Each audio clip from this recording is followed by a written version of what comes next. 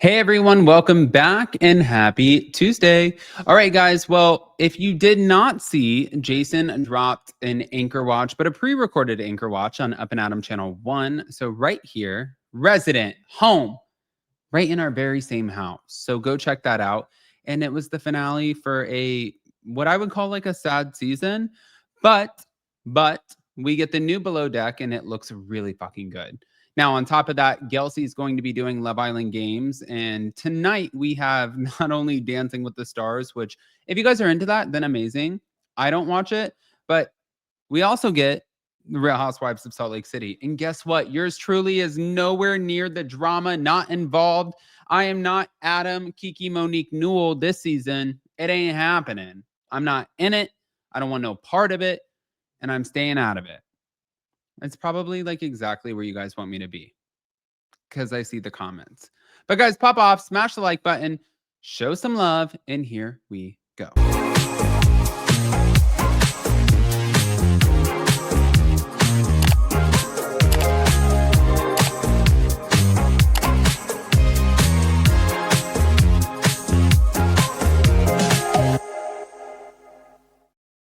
Okay, guys, so first we have to start with the Denise Richards of it all because this literally just came out today. There was a court response where Aaron Phypers formally is denying Denise Richards' domestic violence claims, which, of course, like, why would he not deny those? But now he's painting Denise as the aggressor. So there were some headline items from his filing. There was alleged harassment, multiple calls, recruiting others to contact him. And also, he's accusing her of having an AirTag allegedly placed on his car and forcible entry into their Calabasas home. So there was an altercation where his phone was allegedly damaged. And he also opposes her domestic violence order and rips her spousal support request, framing that the case was a tactic to block his own financial relief. Wow. All right. Just to like take you guys back for a second. It was filed on July 7th. They got married in 2018, but on July 7th, Aaron filed for divorce and he listed July 4th as the separation. And that's when he was requesting spousal support. But like, it wasn't just any spousal support, you guys. It was a lot of fucking money, $120,000 a month.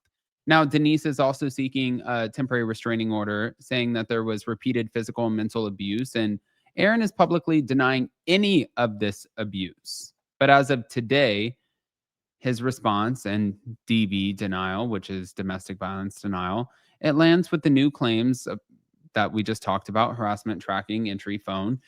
And he also asserted copyright ownership over intimate images because he says that he shot them for her OnlyFans.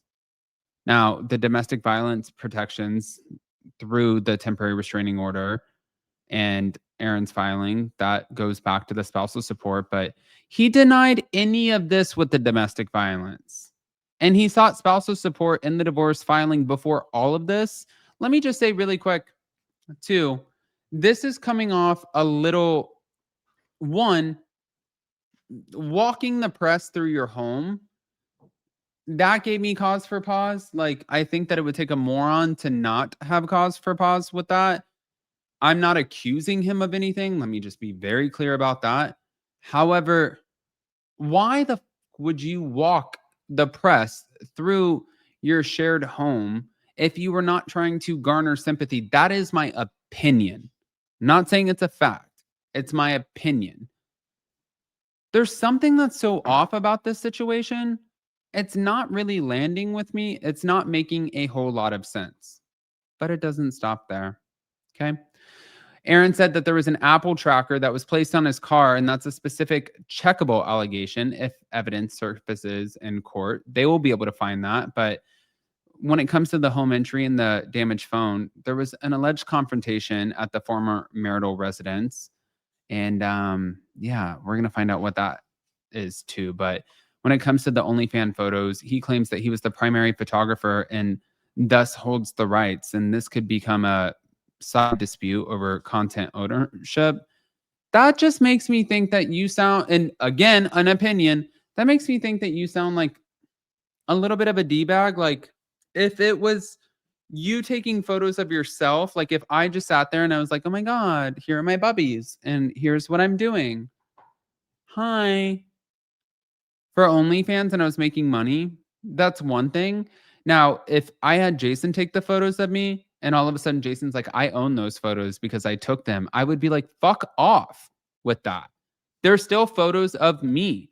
Just like when I didn't understand when Lisa Rinna, who I wasn't like a massive fan of Lisa Rinna, but I didn't understand when the paparazzi were suing her for using photos of her out and about and posting them on Instagram. And then they were like, okay, well, we're going to sue you now because we own those photos and you need to pay us for them. I was kind of shocked by that. It didn't make sense. But okay. Okay. So today's filing is Aaron's. This is what people are saying, trying to flip the narrative against the temporary restraining order and maybe shape future hearings. But any hearing dates on the domestic violence order, whether evidence, text, video, track loggers gets filed, and whether the content ownership claims become leverage in the settlement, that's yet to be found out. But if a spouse shoots your content, do they own it? Or does that subject like control usage? Like, we don't know. So the court documents, we'll see. We'll see what happens. I mean, I'm curious. I'm definitely curious. But moving on. Moving on. As far as Paige DeSorbo, she recently spoke out. Thank you to People Magazine. And she told Birdie that she had an overwhelming gut feeling that she could not go back to Summer House. She said that reality TV demands a level of performance and emotional exposure that she wasn't willing to give, especially after sharing a high-profile relationship and breakup on camera. And she also worries how editing can shape the narratives. She said, I couldn't go back.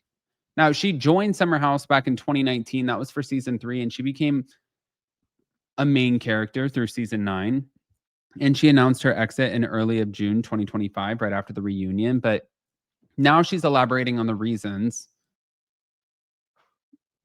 I mean, this happened in June. She's elaborating in September. But I think that she's heavily leaning into the Giggly Squad. The Giggly Squad with Hannah Berner has been so successful. And that was birthed in this whole concept, it was conceived during the pandemic.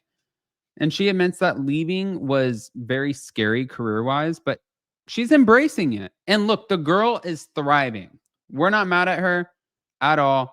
Keep on killing it. Think about it like this. Tresemme, Fashion Week, sold out tours, um, Devil Wears Prada 2, Jimmy Fallon, Jimmy Kimmel. Like, what? I don't think the girl made a bad decision. I think that it's always scary to step away from a business or take the leap, but sometimes the things that scare us the most are the most rewarding. So I want to hear what you guys think, especially about the Aaron Phypers, but pop off, smash the like button, show some love, and we'll see you guys in a little bit. Love you guys. Bye.